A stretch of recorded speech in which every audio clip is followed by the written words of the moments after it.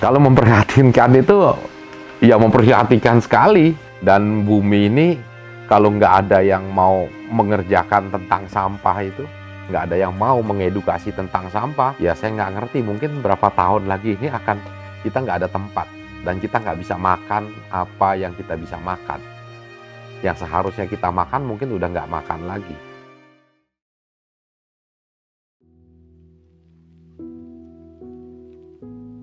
Terima kasih Punca Media, mari berwirausaha, ciptakan peluang usahamu sendiri.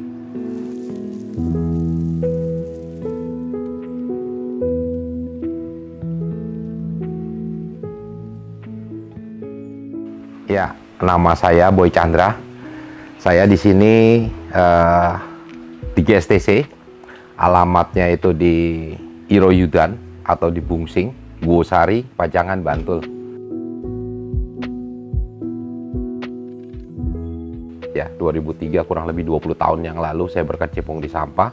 Kenapa saya berkecimpung di sampahnya ini? Awalan saya nggak tertarik akan sampah gitu, tapi saya bangkrut di dalam posisi otomotif. Nah, saya sampai di sini saya cuma mau mencari usaha di mana usaha ini yang bisa mendukung terhadap alam gitu. Jadi 2003 saya mulai start, 2005 saya udah mulai bisa berjalan, 2008 mulai saya ada di tempat di Guosari, dan 2015 saya udah bisa bikin satu pabrik pipa brand gitu kan, saya bisa jual gitu, dan itu 100% dari waste atau dari sampah plastik PVC gitu, yang mana kita membuat satu sampah dengan temanya itu sampahnya itu waste management dalam artian sampah yang masuk ke dalam sini itu yang dia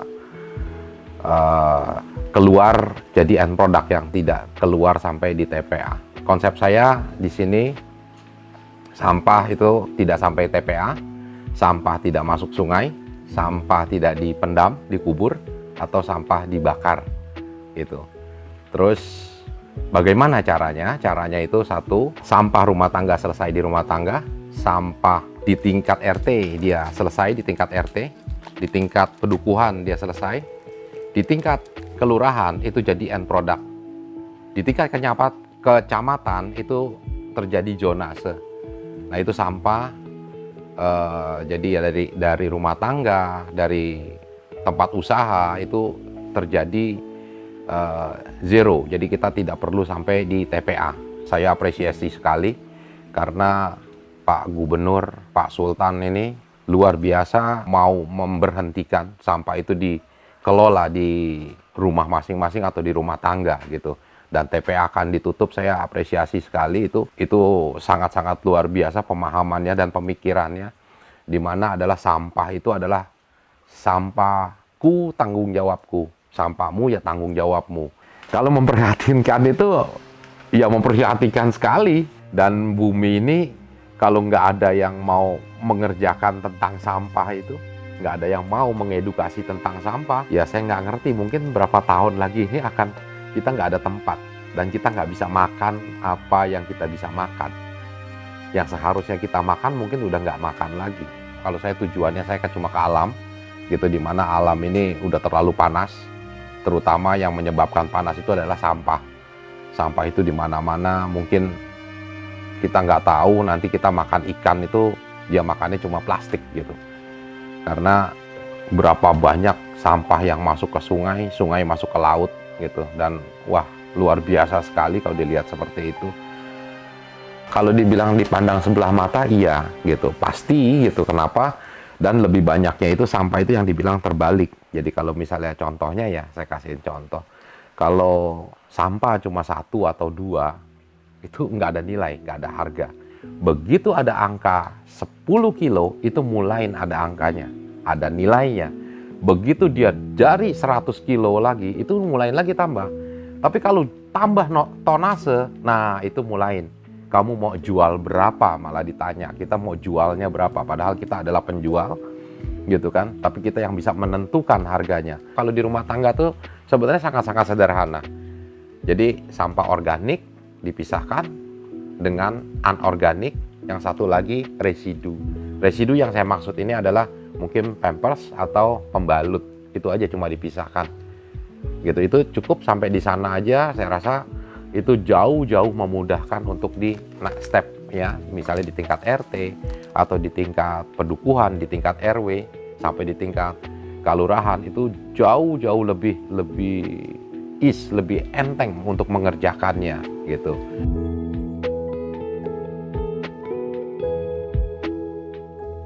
Sampah ini kan kalau misalnya di satu rumah tangga, saya rasa nggak ada nilai di situ gitu. Dan itu mungkin kalau misalnya kita mau usaha itu sangat-sangat bisa tanpa modal gitu ya. Tapi kalau udah mulai naik, nanti udah mulai banyak gitu kan, baru mulai ada modal lagi. Tapi memang semuanya ini kan butuh proses, nggak bisa langsung ada kadabra terus sampahnya ada kadabra terus langsung bisa merubah semuanya, itu kan juga nggak mungkin gitu. Tetap ada prosesnya gitu.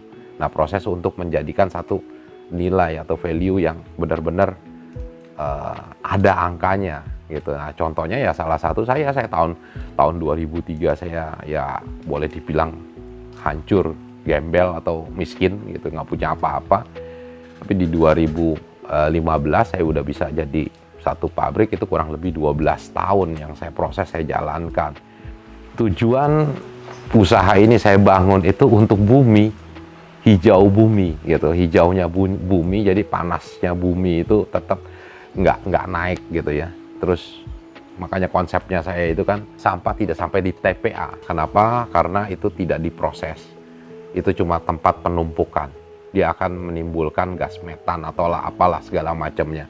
Satu itu. Dua, kalau misalnya saya bilang tidak masuk sungai. Sungai ini kan berarti larinya nanti sampah masuk sungai, sungai sampai ke laut gitu ya. Nah, itu pencemaran di laut gitu. Terus sampah tidak dipendam, itu kan jadi tanahnya ini nggak akan pernah mau subur lagi. Karena plastik itu saya rasa ratusan tahun kalau dipendam itu baru bisa habis gitu ya. Terus kalau dibakar, nah ini yang paling mudah itu kalau orang melihat sampah itu dibakar. Padahal begitu sampah dibakar, ini lapisan ozonnya itu luar biasa, nanti panasnya itu lebih besar lagi. Terus kalau misalnya pemrosesannya gimana? Yuk kita bareng-bareng. Saya percaya itu kalau misalnya kita ada dari rumah tangga itu selesai gitu, itu pasti semuanya selesai. Dari kitchen atau dari dapur itu pasti selesai semuanya sampah itu. Jadi gini, kalau saya mengambil sampah itu misalnya kita ada satu kelompok ibu-ibu PKK gitu ya, atau apalah gitu, kumpulan apa, terus kita mengedukasinya itu, oh ini loh sampah bisa dibuat, misalnya kayak bisa bikin pot, bisa bikin kerajinan gitu kan, atau apalah gitu kan, atau kita bisa bikin ekoenzim gitu ya, pupuk cair gitu. Nah, dari situ itu pasti mereka bertanya gitu, nah ini plastiknya mau dibuat kemana? Plastik ini untuk apa? Setelah saya kumpulkan itu bagaimana gitu. Kan tadi saya bilang kalau misalnya sampah, waktu misalnya apa namanya, cuma satu atau dua, itu nilainya nggak ada gitu ya. Nah, ini saya coba untuk kita bikinkan, misalnya kita bikin satu bank sampah atau kumpulan manajemen sampah gitu. Nah, itu kita kumpulkan di situ, terus udah gitu kita jadi off taker dulu. Biasanya kita akan jadi off taker. Kenapa? Karena waktu kita menyampaikan sampah ini ada nilai, itu kita mesti kasihin satu kenyataan gitu kan. Sampahnya mana? Oh ya ini sampahnya. Terus siapa yang mau beli? Ya udah kita yang beli. Semua sampah gitu ya kita bisa terima, tapi dengan catatannya. Catatan yang kita bisa terima itu setelah dia pilah dan dia pilih. Dalam arti pilah-pilih itu semua organik kita bisa terima, anorganik kita bisa terima, residu pun kita bisa terima. Tapi dengan catatan ini terpisah. Kita bisa hitung dalam 1 bulan misalnya ya. Misalnya dengan campur rumah tangga itu bayar 30 atau sampai 50 ribu, dan dalam 1 bulan juga kita pisahkan residu organik dan anorganik itu terpisah, mana yang lebih bisa dapat uang gitu. Yang tadinya kita kasihkan uang 30 atau 50 ribu, mungkin kalau dipisahkan seperti ini, organik, anorganik, terus dengan residu, mungkin malah dapat uang.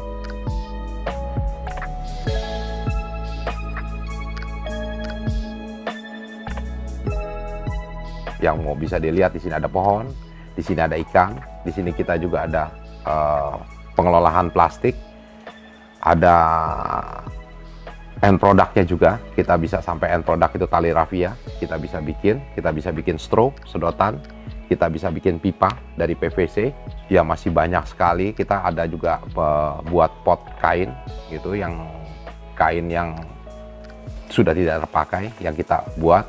Kita juga ada bikin balok atau papan yang mana dari sampah yang low value itu. Kalau yang organik kita ada bikin maggot gitu kan, salah satu end product kita pakai maggot gitu. Tapi ada lagi yang kita juga bikin pupuk gitu, itu organiknya. Kita nggak pernah overload gitu. Karena kenapa kita nggak pernah overload? Karena yaitu kita terjadi 3 yang terpisah, organik, anorganik, dan residunya itu terpisah. Tapi kalau misalnya bisa overload, itu pasti tercampur, itu pasti overload. Kita nggak pernah dikomplain masalah bau gitu. Di sini itu kita nggak pernah bau gitu. Mungkin banyak teman-teman yang di sini juga melihat nggak ada bau, karena ada satu yang kalau begitu ada aroma bau, itu kita bisa pemakai misalnya ya pakai pupuk cair. Pupuk cair itu yang dimana bakterinya itu kita bisa semprotkan. Contoh misalnya kita bisa pakai ekoenzim. Ekoenzim itu adalah bakteri baik gitu ya. Nah itu untuk baunya itu kita bisa siram pakai itu kalau sampai menimbulkan bau.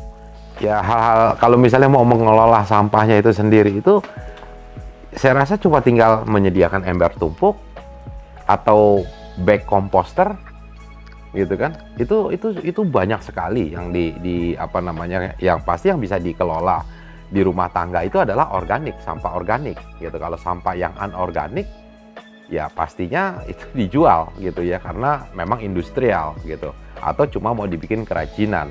Tapi kalau mau dibikin kerajinan pun nggak terlalu banyak.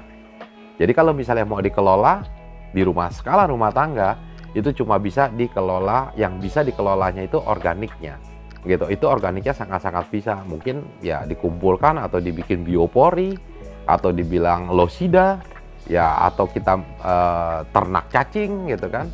Nah cacingnya ini kan juga bisa, atau apalah gitu. Itu yang cuma yang bisa tuh organiknya gitu. 1, konsisten ya. 2, benar-benar kita fokus terhadap apa yang kita mau kerjakan gitu. Jadi lebih banyak di sampah ini bukan profit oriented yang dilihat. Keuntungan itu akan mengikuti apa yang diproses.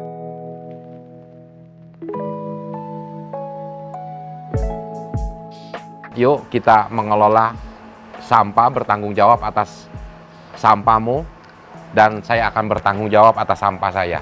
Terima kasih Punca Media, mari berwirausaha, ciptakan peluang usahamu sendiri.